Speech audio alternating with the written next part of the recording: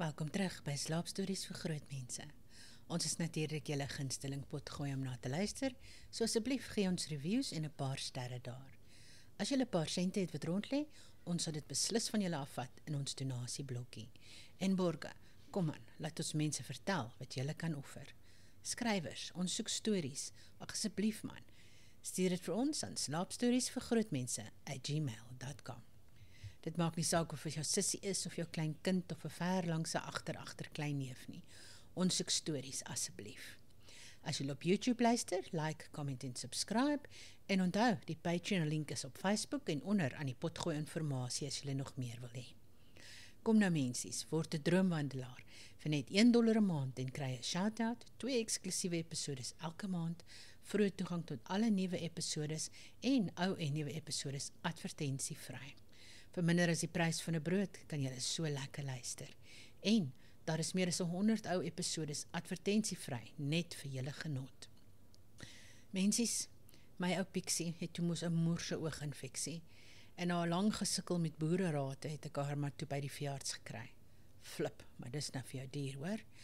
Maar anyhow, imagine nou hierdie prentjie.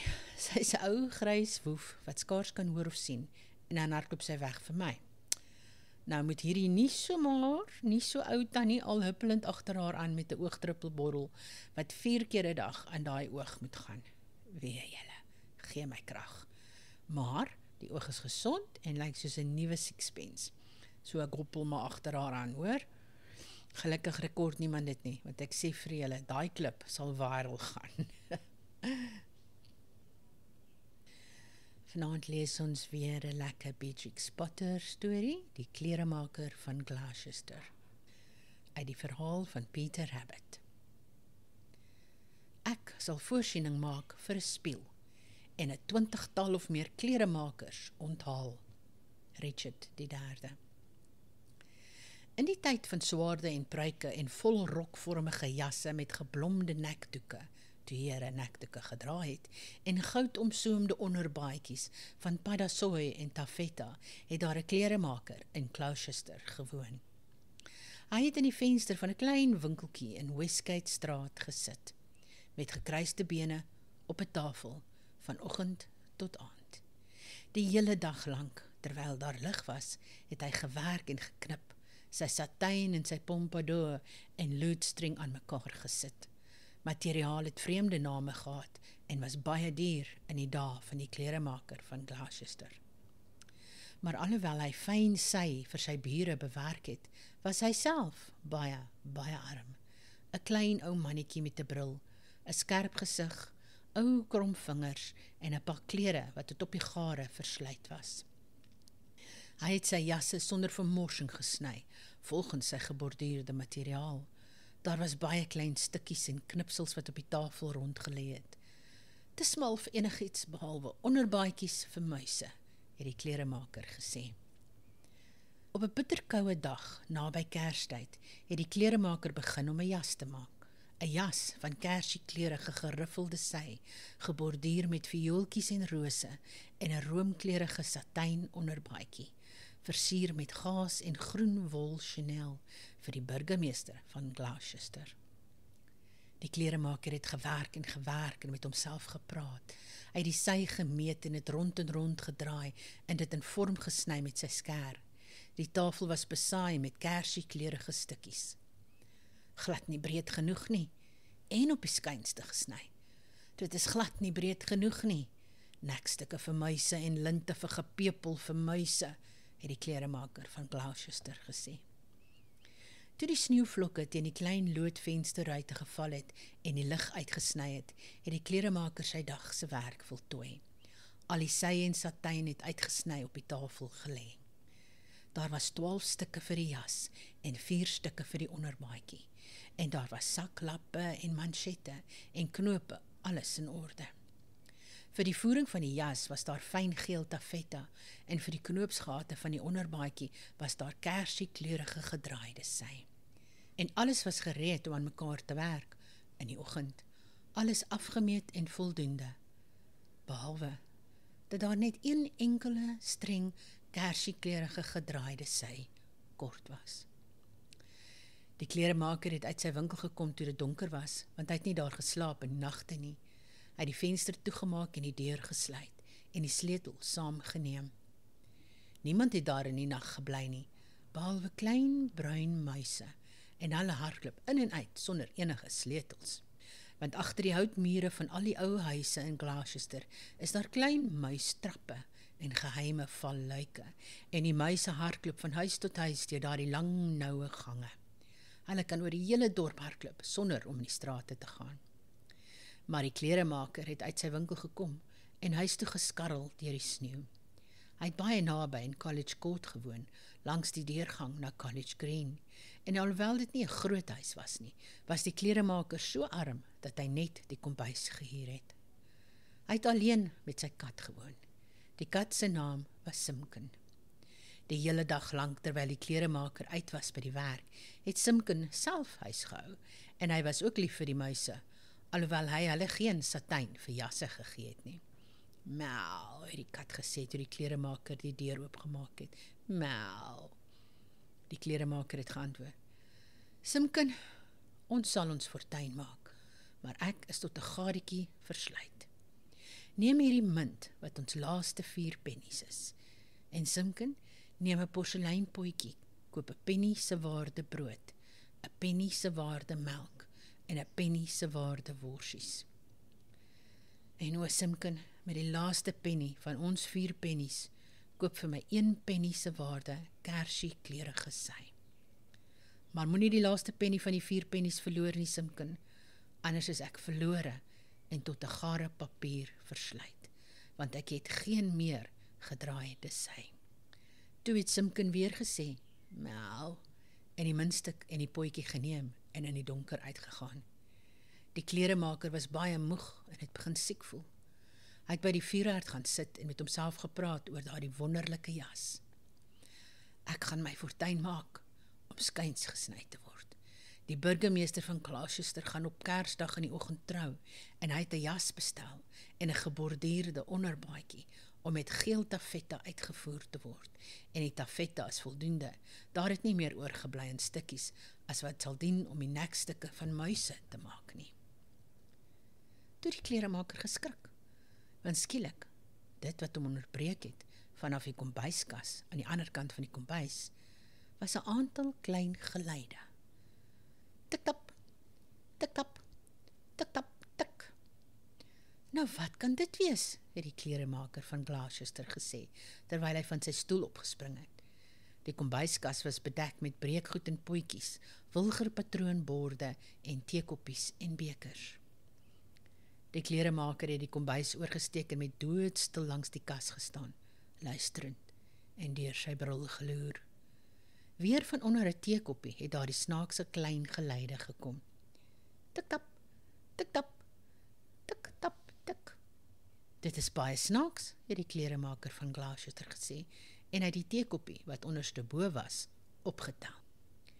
Uit het 'n klein lewende dammetjie muis gestap en 'n buiging voor die kleremaker gemaak. Toe het sy weggehuppel van die kombuiskas af en onder die vloer in. Die kleremaker het weer by die vuur gaan sit, sy arme koue hande verwarm en by homself gemompel. Die onderbaadjie is uit perskekleurige satijn gesny, tamboersteek en roosknoppies in pragtige flossy. Was ek wys om my laaste 4 pennies aan Simkin toe te vertrou? 21 knoopsgate van kerskleurige garing. Maar skielik, van die kombuiskas af, het daar weer geluide gekom. Tik-tak, tik-tak, tik-tak, tik. Dis buitengewoon vreemd, het die kleremaker van Gloucester gesê, en nog 'n teekoppie omgedraai, wat onderste bo was. Uit het 'n klein heermuis gestap, en 'n buiging vir die kleremaker gemaak. En toe, van oral oor die kombuiskas het 'n koor van klein getikkies gekom, almal saam klinkend en mekaar antwoordend, soos houtkewers in 'n ou wurmgevrete vensterluik. Tik-tak, tik-tak, tik-tak, tik. En uit, onder teekoppies en onder bakke en komme, het ander en meer klein muisies uitgestap, wat van die kombuiskas afgehuppel het en onder die vloer ingegaan het. Die kleremaker het naby die vuur gaan sit klaand. 21 knoopsgate van kerskleurige sy, om klaar te wees teen die middag van Saterdag. En dit is Dinsdag aand. Was dit reg om daardie meise los te laat? Ongetwyfeld die eiendom van Simkin. Ag, ek is verlore, want ek het geen garing meer nie. Die klein meisies het weer uitgekom en na die kleremaker geluister. Hulle het kennis geneem van die patroon van daardie wonderlike jas. Hulle het onder mekaar gefluister oor die taffeta, voering en oor klein meis halstoekies. En toe skielik het hulle almal saam weggehardloop, in die gang af, piepend en na mekaar roepend, terwyl hulle van huis tot huis gehardloop het, en nie een meis was in die kleremaker se kombuis, toe Simkin teruggekom het met die erdepot melk. Simkin het die deur oopgemaak en ingespring met 'n kwaai miauw, soos 'n kat wat vererg is, want hy het die sneeu gehaat, en daar was sneeu in sy ore en sneeu in sy kraag aan die agterkant van sy nek. Hy het die brood en die worsies op die kombuiskas gesit en gesnuif. Simkin, het die kleremaker gesê, waar is my garing? Maar Simkin het die erdepot melk op die kombuiskas neergesit en agterdogtig na die teekoppies gekyk. Hy wou sy aandete van klein vet muis hê. Simkin, het die kleremaker gesê, waar is my garing? Maar Simkin het 'n klein pakkie stilletjies in die teepot weggesteek en na die kleremaker gespoeg en gegrom, en as Simkin kon praat, sou hy gevra het, waar is my muis? Ag, ek is verlore, het die kleremaker van Gloucester gesê, en bedroef gaan slaap. Die hele nag lank het Simkin deur die kombuis gejag en gesoek, in kaste geloer en onder die vloer, en in die teepot waar hy daardie garing versteek het, maar hy het nog steeds geen muis gevind nie. Wanneer die kleremaker in sy slaap gemompel en gepraat het, het Simkin miauw gesê en vreemde aaklige geluide gemaak, soos katte in die nag doen. Want die arme ouwe kleermaker was baie siek, met 'n koors, wentelend en draaiend in sy hemelsbed, en steeds in sy drome het hy gemompel, geen garing meer nie, geen garing meer nie. Die hele dag was hy siek, en die volgende dag, en die volgende, en wat moes van die kerskleurige jas word? En die kleremaker se winkel in Westgatestraat het die geborduurde sy en satijn uitgesny op die tafel gelê, 21 knoopsgate, en wie sou kom om hulle te stik, wanneer die venster versper was, en die deur stewig gesluit was. Maar dit verander nie die klein bruin muise nie. Hulle hardloop in en uit sonder enige sleutels deur al die ou huise in Gloucester. Buite het die markgangers deur die sneeu gestrompel om hulle ganse en kalkoene te koop en om hulle Kersfeesvleisgeregte te bak. Maar daar sou geen Kersfeesmaal vir Simkin en die arme ou kleremaker van Gloucester wees nie. Die kleremaker het vir 3 dae en nagte siek gelê. En toe was dit Kersaand, en baie laat in die nag. Die maan het oor die dakke en skoorstene opgeklim en afgekyk oor die hek in die collegehof. Daar was geen ligte in die vensters nie, of enige geluid in die huise nie. Die hele stad, Gloucester, was vas aan die slaap onder die sneeu. En steeds wou Simkin sy muise hê, en hy het gemauw terwyl hy langs die hemelbed gestaan het.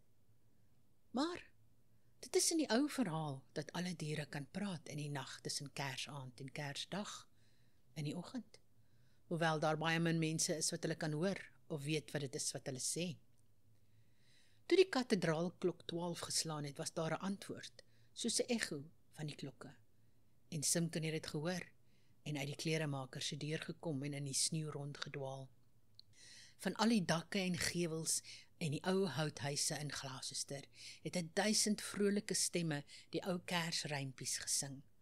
Al die ou liedjies wat ek ooit van gehoor het, en sommige wat ek nie ken nie, soos Whittington se klokke.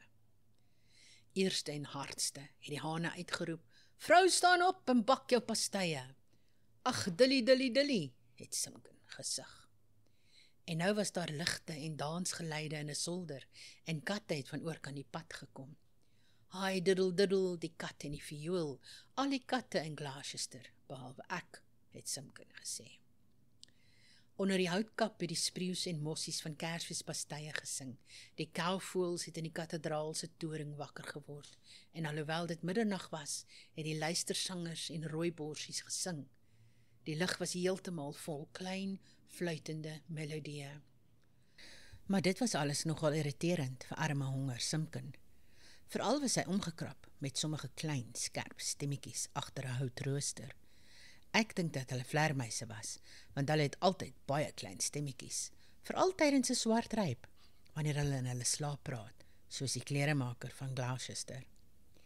Hulle het iets geheimsinnigs gesê wat geklink het soos: "Zoem, sê die blou vlieg, gons, sê die by, zoem en gons roep hulle, en so doen ons ook."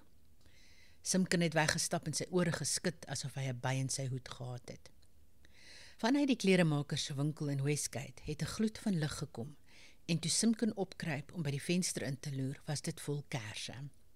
Daar was 'n geknip van skêre en 'n geraas van gare, en klein muisstemmetjies het hard en vrolik gesing.